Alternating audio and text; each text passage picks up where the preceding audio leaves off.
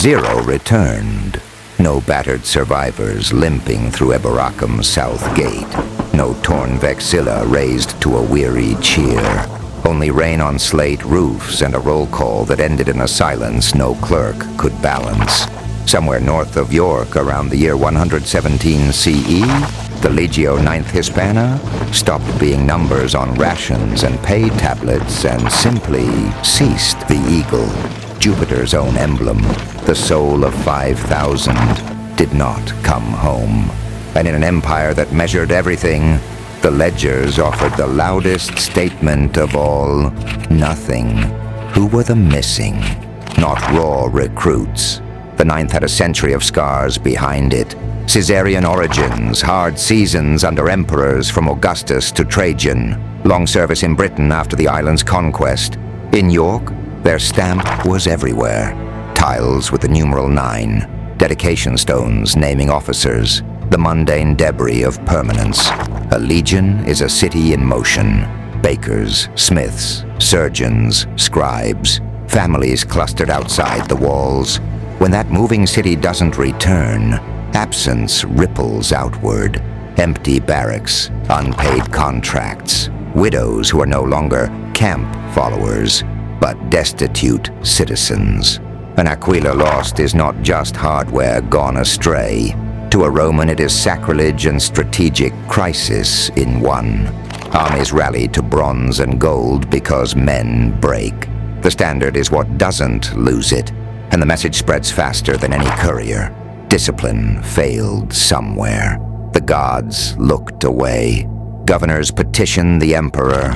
Emperors demand explanations no prefect can comfortably give punishments. Follow decimations in older generations, career deaths in this one, and beyond paperwork lies morale. Ask yourself, if the Ninth could vanish, what is safe? A stone wall, a straight road, a title. The chronology you need for clarity starts dull. Administration, not thunder. Last secure footprints place the Ninth in northern Britain in the early 2nd century. Building, policing, campaigning in the long grind of frontier duty. Then Rome changes hands. Trajan dies. Hadrian inherits an empire stretched thin. Provinces flare. Somewhere inside that imperial turbulence our trail frays. The roles that should note transfers, replacements. Depot drafts do not say massacre or mutiny. They say less. A gap opens where routine should live. So we stand with you on York's rain-slick street and read the silence. What does zero returned mean in Roman terms? It could mean destruction in country that eats formations, bogs, pines, night raids. It could mean redeployment that bled the Ninth into another command. Its identity dissolved before anyone updated a stonecutter's brief. It could mean the worst possibility for an empire of record keepers, that the story was inconvenient enough to file away. Here's the only certain beginning of our mystery. A fortress that expects bootsteps and hears none. An altar that waits for eagle feathers and receives nothing. Officials who write around a hole. If a legion dies and Rome does not describe it, how do we, 2 millennia later, rebuild the day? Stay with me. We'll lay out the world that swallowed the Ninth, the enemies who learned to break formations, and the competing endings Rome left us. Then you tell me which absence convinces you. They weren't ghosts until the end. For most of their life, the Ninth were the opposite of mystery. Counted, drilled, and loudly present wherever Rome needed weight. The unit's roots run back to the late Republic, probably to Caesar's wars in Gaul and the civil war that followed. By the early empire, the cognomen Hispana, the Spanish, did not mean the ranks were all Iberian. It marked long, hard service in Spain. Campaign seasons that branded a nickname onto the standards, the way battle smoke, brands, cloth, names stuck, people rotated.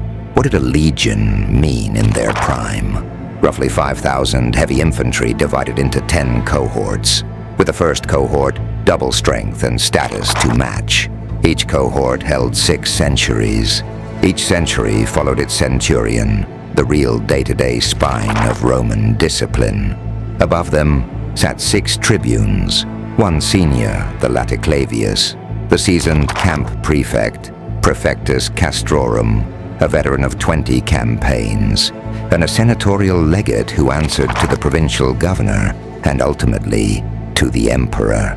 Around the legion clustered attached auxilia, archers, cavalry, light infantry, non-citizens who supplied the reach and flexibility the heavy line lacked. The Ninth moved with smiths, surveyors, medics, pay clerks, muleteers, families on the margins, a traveling city with teeth. Under Claudius, 43 CE, that city crossed the Channel. In the first push into Britain, the Ninth helped stamp roads, forts, and tax offices onto a resistant landscape. Then came the shock, Boudicca's revolt, 60 to 61. A field column of Legio IX under Petilius Cerialis marched to relieve the burning towns and was mauled. Its infantry, cut to pieces by warriors who knew how to hit a column on the move cavalry, escaped. The lesson did not. Rome rebuilt the Ninth, poured replacements into its files, and doubled down on the island. By the Flavian era, with Cerialis now governor, the legion was back on the line, fortifying Lindum, Lincoln, and later Eboracum, York, policing the north, campaigning into the Pennines and beyond. Reputation? Not glamorous like the Praetorians, not storied like the 10th of Caesar, but reliable, the kind of reliability governors crave. Road gangs today, punitive march tomorrow, bricks stamped leg bait, Hisp.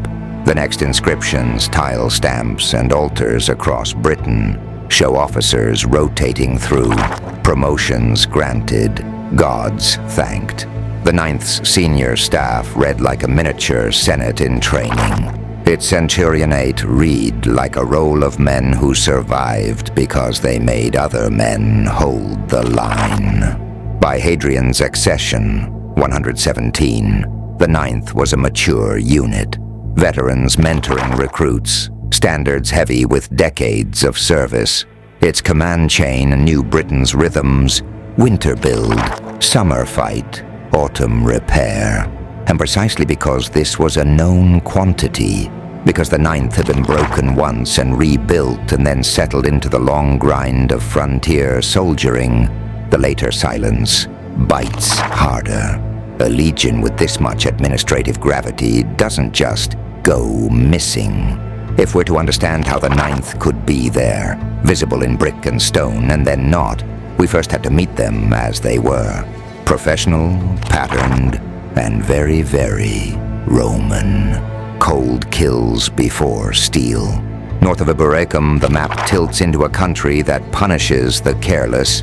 Broken ridgelines, heath and heather, peat bogs that drink wheels, and forests that turn formations into files. The Pennines run like a spine. Beyond them lie the Cheviots, and farther still, the Grampians. Hard ground cut by cold rivers that flood fast and fall faster. Daylight shrinks in winter. Rain does not. Wet leather stretches. Bowstrings slacken. Iron blooms rust. Fires sulk.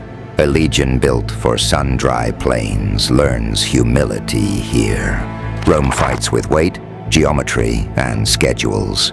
Weight: 5,000 heavy infantry, baggage, engineers, artillery, herds for meat and mounts for scouts. Geometry: roads, Ermine Street, Dare Street, bridges, marching camps, set square by the surveyor's groma. Schedules: issue grain, bake, drill, push forward, pivot to punish, back to fort before the equinox storms. Every piece depends on supply lines that can be found, harassed, and severed. In the north, a single washed-out bridge or sodden causeway pins a column like an insect. The peoples beyond, Brigantes in the broad belt of northern Britain, Caledonia and allied groups farther north, do not oblige Roman preferences. They fight where they choose. The tree line, the river bend, the edge of a marsh. They fight when they choose, pre-dawn or as low clouds erase the horizon. Their economy of violence is simple. Strike, scatter, vanish. A cattle lift becomes intelligence. A burned outpost becomes messaging. Watch hills speak in fire. Horns answer across valleys. When Rome musters a punitive march, the village is empty. Fodder disappears. Paths are cut and reseeded to hide use. The enemy Rome wants, shielded, ranked, throwable by Pila, rarely appears. Tactically, the mismatch is brutal. The gladius and scutum excel in dense, stable contact. Bog margins and windfall forests break ranks and foul footing.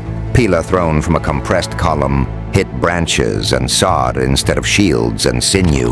The Roman answer, auxiliary cavalry, Batavian swimmers, Thracian lancers, archers, Germanic scouts, and tireless road crews, blunts the problem but cannot erase it.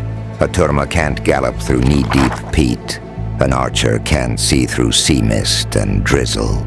Even success costs.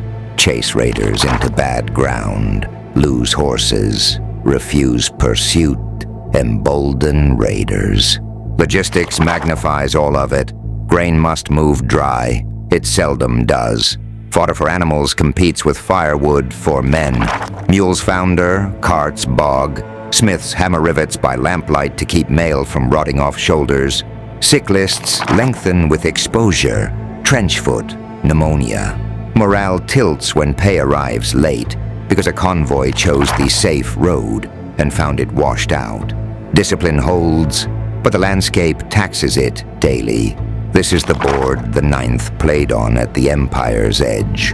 A ledger of miles, bridges, and weather. Against opponents who valued time and terrain over glory, Rome could win any battle it could force. The North's answer was to deny the battle and grind the machine. One sodden march, one burned cache, one vanished patrol at a time. Stone speaks last, and stone is stingy. For the Ninth Legion, our final firm footprints are not battle narratives but epigraphy. Building inscriptions at Eboracum, York, stamped tiles, altars, and tombstones. Read together, they fix the unit in northern Britain into the early 2nd century, then fall abruptly silent. First, the fortress works. York's legionary base underwent major renewal after the Boudiccan era, with timber replaced by stone in phases. Among the stones are building inscriptions that explicitly name Legio IX Hispana as responsible for sections of the defenses and internal buildings. The formula is standard: legion, cohort, century, sometimes the centurion in charge, and it places the Ninth in residence and working parties at Eboracum into the Trajanic horizon. The lettering styles and archaeological contexts anchor these texts before Hadrian's shake-up, not after. Second, the small finds that travel, tile and brick stamps. Lex Hisp turns up on construction material in and around York and along the Legion's supply footprint. Stamps are treacherous evidence. Tiles can be reused, but the concentrations cluster where you would expect a home garrison to be active. Stratigraphy again points to production and use in the late 1st, very early 2nd century, not the mid-Hadrianic years. Third, the people. A handful of altars and tombstones at York record-named centurions and soldiers of the Ninth, with onomastics that fit a mixed recruitment pool, Hispanic origins in the unit's older identity, plus long service drawing in men from elsewhere. The funerary formulae and iconography sit comfortably under Trajan. None can be pushed securely into a date after circa 120. These stones are our last clear voices of individuals serving in the Legion on British soil. Fourth, the documents that don't say their name, and that matters. Diplomas, bronze discharge certificates, list the auxiliary units in province and the legion commanding them. By 122, diplomas tie northern Britain to Legio VI Victrix, newly transferred from the Rhine. The administrative paper trail that ought to show the 9th in command of auxiliaries around York goes quiet just as 6 Victrix appears. Absence is not proof, but in Roman bureaucracy, persistent absence after a certain year is a signal. Finally, the continental red herring. Scattered tile stamps and minor finds at Noviomagus, Nijmegen, have been read as proof the 9th moved to Lower Germany after Britain. Most specialists now date those stamps to an earlier Trajanic presence, not a post-Hadrianic refuge. They show the 9th could detach or transit through the Rhine zone. They do not securely rescue it from Britain after 120. Some the epigraphy at Eburacum the 9th is undeniably present to circa 108 to 120. After that, the stones and stamps stop naming it, and 6 Victrix fills its place. That is the last firm line of ink we can write before the manuscript tears. Imperial stability cracked in a single season. In August 117 CE, Trajan, fresh from overextended victories in the east, died on the return journey. His chosen successor, Hadrian, inherited a map swollen past its logistical limits and a roster of frontier fires. The tail end of the Kitos War, diaspora Jewish revolts, 115 to 117, still smoldering, Parthia resurgent in Mesopotamia, and garrisons stripped thin by years of expeditions and redeployments. Hadrian's first reflex was not glory, but triage. Abandon Trajan's conquests east of the Euphrates, consolidate, fortify, survive. Where does Britain sit in this picture? On paper, it is quiet. No Tacitian speeches, no named battles. In practice, the signals blink red.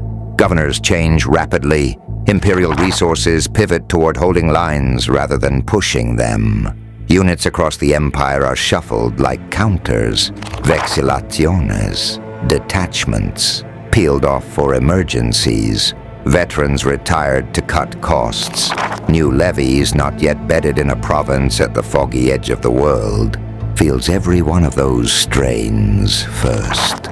The north of Britain was always a problem made of 3 parts.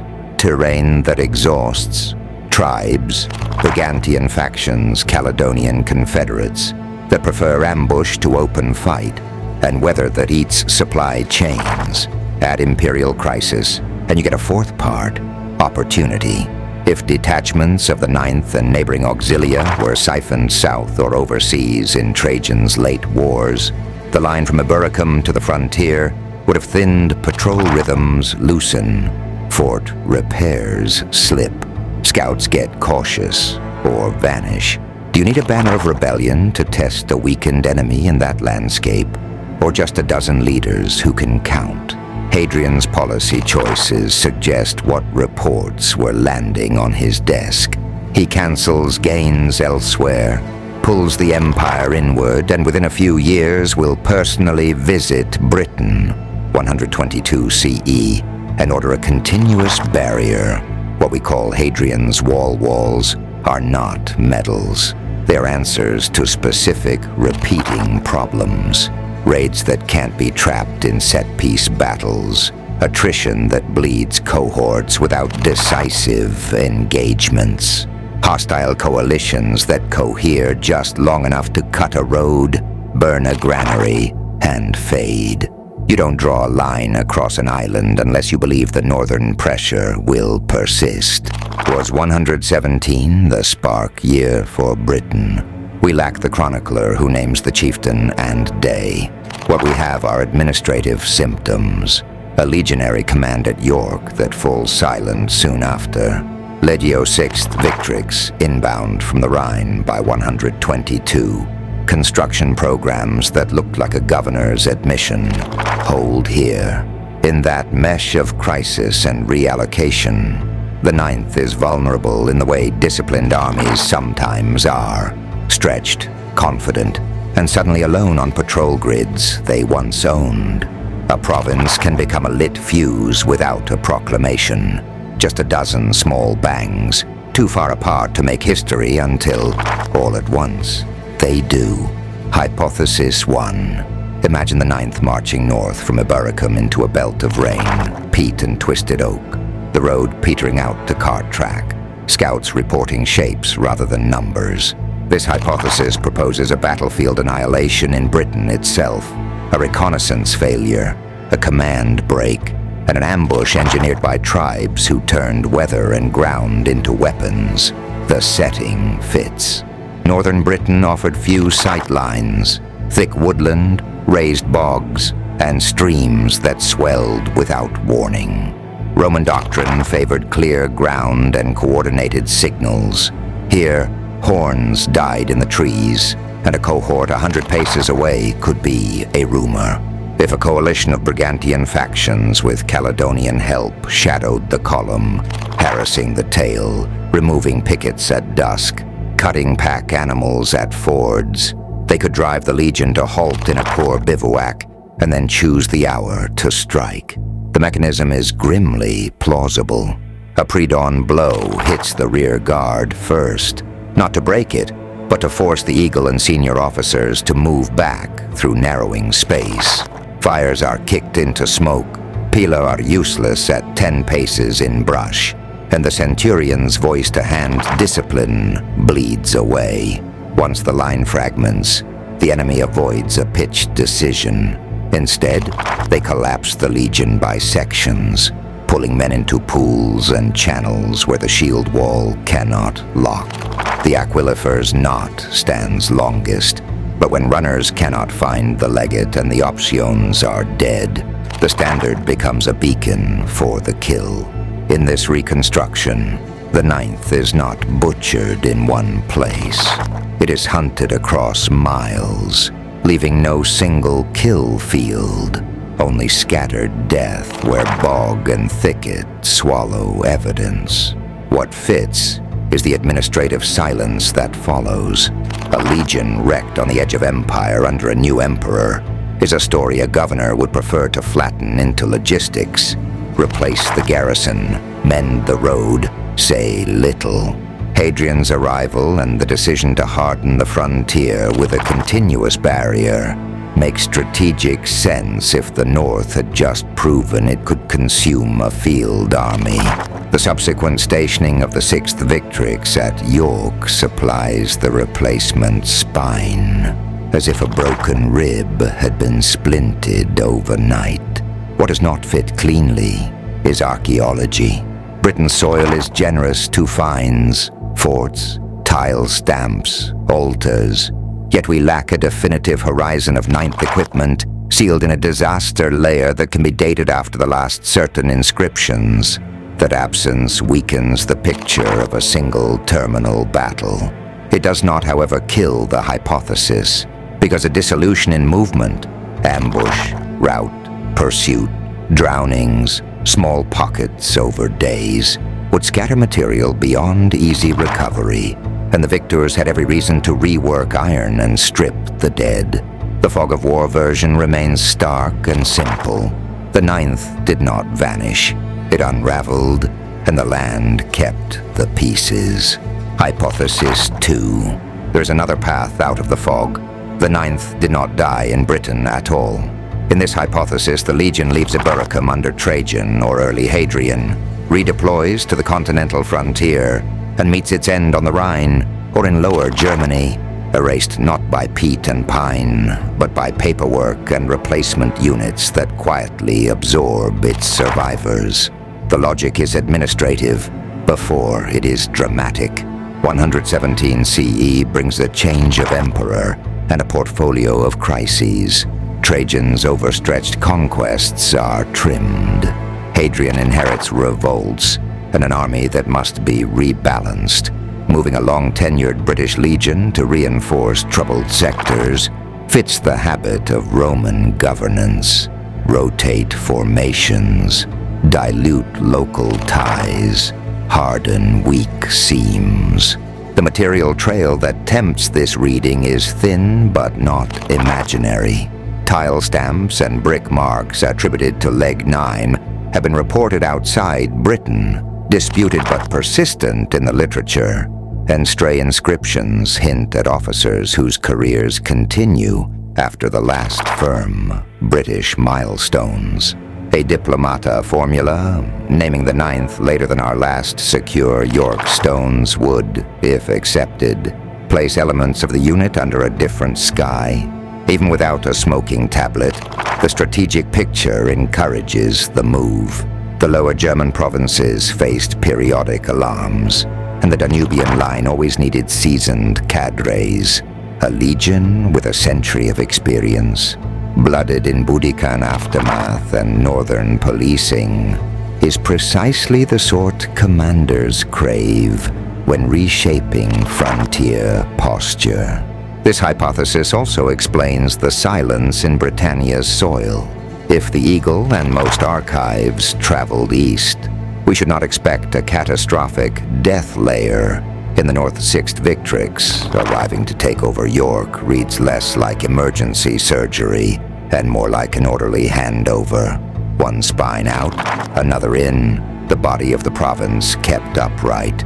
The subsequent construction of Hadrian's Wall then becomes policy rather than panic, a boundary chosen by imperial design, while the ninth, now off stage, faces another fate. Yet the story resists clean resolution. The epigraphic chain is kinked by gaps and ambiguous readings. Stamps migrate with supply.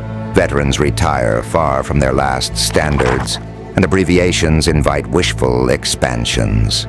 No undoubted altar or tombstone on the Rhine proclaims Leg IX Hispana, with a date that locks the matter. If the Legion perished in a continental disaster, where are the dedicatory sighs from governors who rebuilt the fort, the consolatory promotions that often follow a slaughter, the memorial stones for fallen primipilares? Conversely, if the ninth was quietly disbanded, its vexillationes parceled out, its number retired, why is there no explicit administrative epitaph in our surviving compilations? In the end, the transfer thesis trades spectacle for bureaucracy. It asks us to imagine the ninth not as a ghost in British mist, but as a name that slipped off a roster and reappeared as muscle in other legions, until a campaign, a paper decree, or a restructuring ended the line. What fits is Rome's habit of solving problems with movement and spreadsheets. What does not fit is our hunger for a final stone that says unmistakably, where the standard last cast its shadow. Hypothesis 3. A third, minority path sends the ninth not north into Pete or east to the Rhine, but much farther, to the crucibles of the eastern provinces, where it supposedly vanished amid Jewish or Parthian wars. In this telling, the Legion leaves Britain in the 100s and 20s, turns up, unrecorded by any secure stone, somewhere between Syria and Arabia, and is broken in a storm that history remembers for others. The first candidate is Judea during the Bar Kokhba revolt, 132 to 135 CE.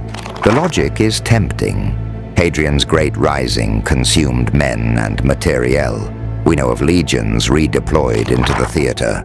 We also know a legion disappears there.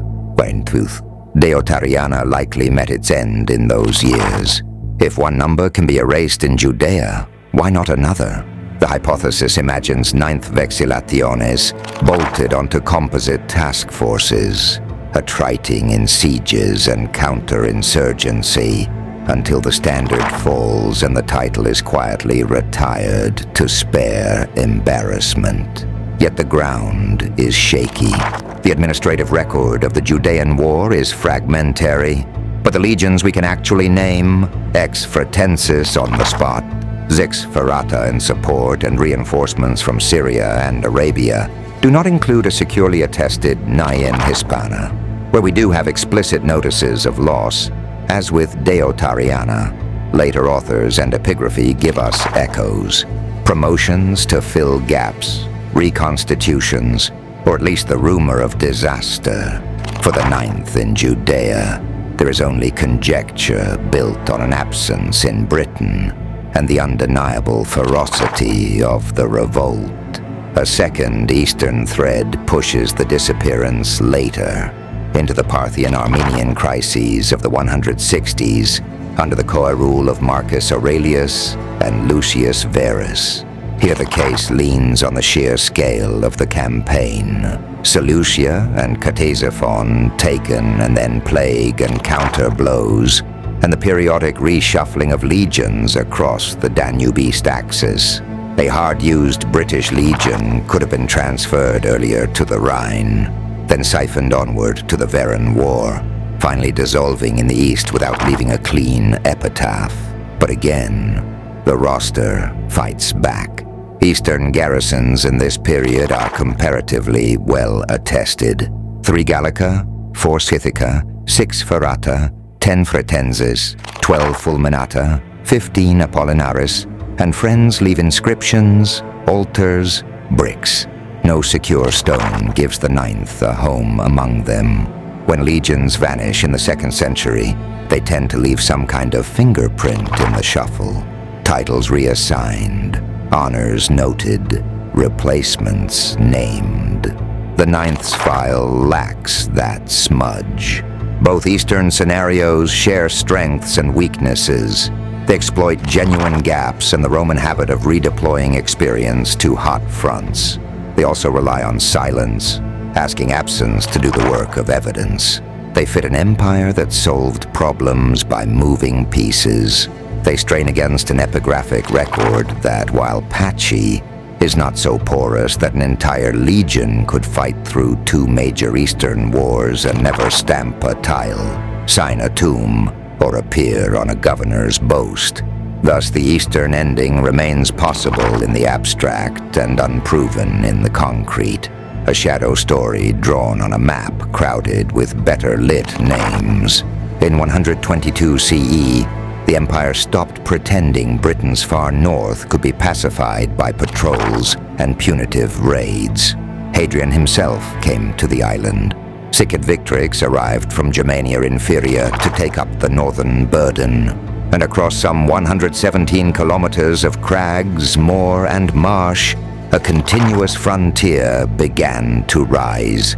Mile castles, turrets, forts, astride and behind the curtain, a vallum earthwork trailing it like a service road with teeth. The message was imperial and immediate. This is the line. To the south, civitas, tax rolls, roads. To the north, negotiated wilderness. The wall was concrete policy, reorganization, not retreat. Garrisons redeployed, supply chains rerouted to Tyne Solway depots, command stitched into a rhythm of patrols, inspections, and customs-like controls at the mile castles, with C. Victrix anchoring York and pushing out detachments. Britain's northern army was recut to fit a permanent frontier rather than a rolling offensive. All of that is certain enough, and it matters for the ninth. The appearance of Scene Victrix in Eburacum is not a minor shuffle. It is a structural swap. A new legion in, responsibilities redistributed, brick and tile stamps changing from 9 to 6, building inscriptions naming fresh officers. Administratively, someone vacated the slot. 6 now fills. Strategically, the wall's construction implies that the previous model, probing beyond forts toward the Highlands, has given way to containment. If the ninth had recently been mauled, the logic of importing an intact, prestigious legion to stabilize the north is easy to grasp. If, instead, the ninth had been slated for transfer abroad in a wider Hadrianic rebalancing, V1's arrival still fits. York must never be unlegioned. Yet the wall itself does not testify to the ninth's fate. A frontier can rise after a defeat, after a redeployment, or after a policy rethink by an emperor famed for drawing hard lines. The stones say, "Hold here." They do not say, "Because 9 was annihilated," or "Because 9 left for the Rhine." Even the archaeological rhythm, the early turf stretches in the west converted later to stone. The mid-project decision to widen the curtain or plant forts directly on it reflects evolving engineering and administrative choices rather than a single catastrophic trigger. What the wall does demonstrate is capacity and continuity. Units already in Britain, alae and cohortes of auxiliaries, plus the resident legion, provided muscle and skilled labor. 6 Victrix adds a trained corps of surveyors, engineers, and detachments to seed new garrisons. Diplomas, building slabs, and stamped material confirm this machine at work across the 100s and 20s.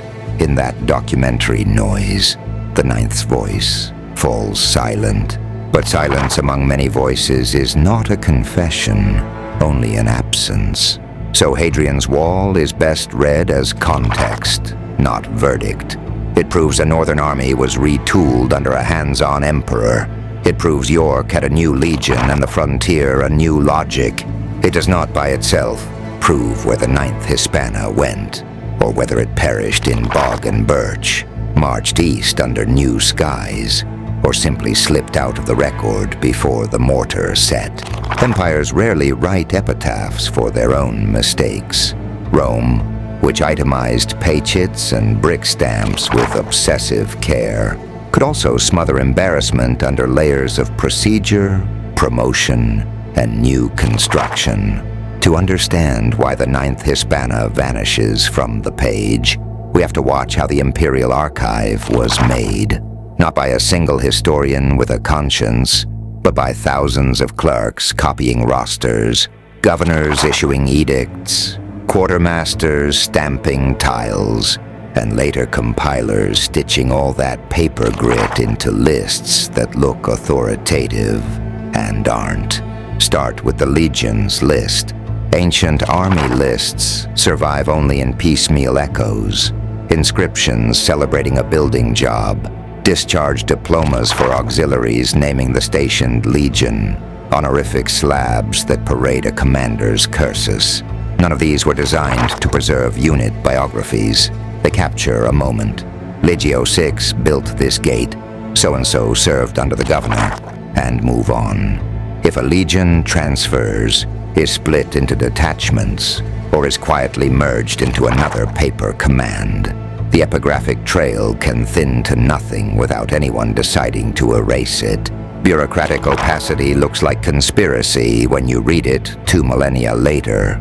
Now add propaganda. Flavian and Trajanic triumphs trumpet victories with sculpted panels, not casualty spreadsheets. Hadrian's government preferred statements of policy, walls inspections, rescripts, over lurid after-action tales. When failure happens, the Roman state has tools to redirect the gaze, reassign the disgraced commander, rename a fort, import a new legion whose stamped bricks overwrite yesterday's brand. A silence is achieved not by burning archives, but by generating new, louder entries. There's also the problem of perishable paper. Legionary ration accounts, strength returns, and marching orders were ink on wooden tablets or papyrus. Most have rotted. What remains is the durable but selective record of stone and bronze. That record skews toward pride, dedications, promotions, benefactions. Defeats do make it into stone. Teutoburg leaves literary and archaeological scars, but only when a catastrophe intersects politics, personalities, and a compelling narrator. A lost 9th on a wet frontier without a Tacitus to dwell on. It could slide into administrative past tense. Was there deliberate erasure? Sometimes Rome did exactly that. Damnatio Memoriae struck names from inscriptions and faces from statues. But the 9th's case does not show the chisel marks of a formal damnation. We see instead a fade, attested officers up to a point, then 6th Victrix in York, then a frontier recast under Hadrian, then nothing certain for 9. That pattern fits 2 explanations equally well. A disaster tidied away by replacement and policy shift, or a transfer off island whose paper trail died in a governor's archive chest. The lesson of the imperial file is humility. Absence is not proof. Presence is not completeness. And the state that could pave a continent could also misplace its own story. Whether the 9th died in fog or marched beyond Britain, Rome's archive teaches us how easily an empire can edit. By omission, by noise, and by building over the page. Archaeology is a patient witness with a selective memory. If the 9th Hispana died in Britain, the soil is not yet confessed with a battlefield smoking gun. No mass grave, no dense carpet of broken pilum sockets, no unmistakable kill zone of sling bullets and shattered fittings. That silence tempts a verdict. It shouldn't. Frontier taphonomy, later land use, and the nature of Roman campaigning make absence a poor judge. Start with preservation. Much of northern Britain is acidic pasture, moor and peat. Iron blooms into flakes, bone dissolves, leather vanishes. Bog conditions can preserve the rare spear shaft or shoe, but upland rains erase metalwork within centuries. What survives best are stone and fired clay, altars, milestones, tile stamps, fort walls, not the iron clutter of a rout. Even where iron endures, 2 millennia of plowing, enclosure, forestry, and road building fragment or redeposit the scatter until the signal falls below detection. Then consider how a defeat would print itself on the land. Teutoburg leaves a crisp signature because Varus's disaster focused in narrow passes and was later commemorated in text, guiding modern spades to coin clusters and lead shots. A Caledonian or Brigantian ambush need not look like that. A legion harried across miles of forest tracks and causeways dissolves into dozens of micro-contacts. Here a handful of hobnails, there a buckle, further on a pilum head.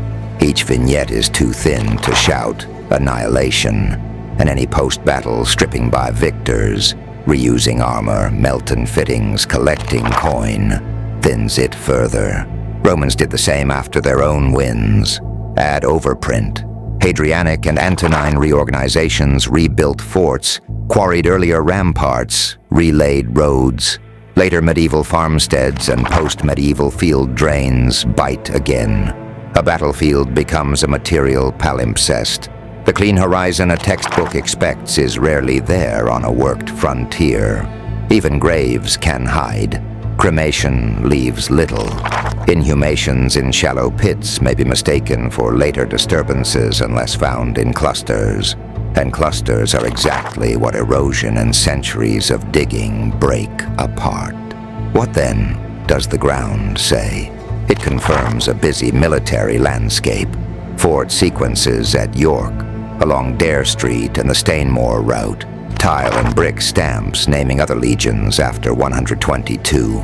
Stray militaria in woods and fields that prove contact, but not conclusions. It does not, so far, mark a 9th Hispana charnel field, nor does it mark a documented textbook disaster anywhere in that zone for the relevant years. That is the point. The record is partial by design of nature and history. Archaeology excels at falsifying bad certainties, not at conjuring certitude from silence. If tomorrow, a cache of equipment, hobnail carpets, and coin horizons emerge on a northern ridge, the story will pivot. Until then, no mass grave is a data point, not a verdict. The earth talks in fragments. We err when we force it to deliver a full confession. Here's what we can say with rigor, and what we cannot. The 9th Hispana was a real decorated formation with roots in the late Republic, hardened under the early Empire, and securely attested at Eboracum, York, into the early 2nd century through inscriptions naming officers and subunits. After that horizon, the paper trail thins. A sister legion, Sixit Victrix, replaces Britain's garrison by 122, and the province undergoes a reorganization that culminates in Hadrian's Wall. In later legion lists, the 9th is conspicuously absent. Those are facts. What remains open is the manner of its end. One plausible reading has the 9th mauled or destroyed on campaign in northern Britain, an event consistent with frontier unrest, hostile terrain, and a governor's need for reinforcement. Another reading shifts the stage. Detachments or the whole unit move to the Rhine or Lower Germany, where epigraphic crumbs and stamped materials hint at a post-Britain afterlife, ending in quiet disbandment or attrition, not spectacle. A minority pushes farther, an eastern redeployment that spends the 9th in Judea's Bar Kokhba revolt, or on the Armenian Parthian chessboard, where records are also patchy, and defeat could be absorbed by bureaucracy rather than trumpet blast. None of these is proved beyond doubt. Each fits some shards and fights others. Archaeology, the referee we want, has not yet shown a smoking crater. No mass grave or dense kill zone in the British North can be dated securely to the window that matters, but that absence is not a verdict. Moorland acids eat iron. Later building churns deposits. A pursuit and piecemeal collapse would scatter signatures below detectability.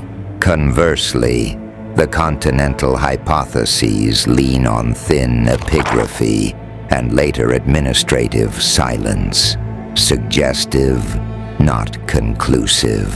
So why does the 9th endure in our imagination? Because it sits at the junction of 3 magnetic forces: the lure of the frontier, fog, bog, and dark timber; the charisma of symbols, an eagle standard as a soul you can hold; and Rome's own habit of smoothing its ledgers. A legion that ends with a line through its name invites legend. It becomes a mirror for what we fear or admire. Discipline meeting wilderness, empire meeting limit. Now it's your turn. Which hypothesis fits the weight of evidence best to you? Britain's ambush and dissolution, a Rhine transfer with a quiet end, or an eastern finale under a different sun? What single discovery would change your mind? A cluster of hobnails and coin horizons on a northern ridge, a diploma naming the 9th far from York, an altar set up by its last commander in Syria, and deeper than the where and how. What does the story of a missing legion say about power, memory, and the stories empires tell to survive themselves? Tell me in the comments. Britain, Rhine, or East, and why?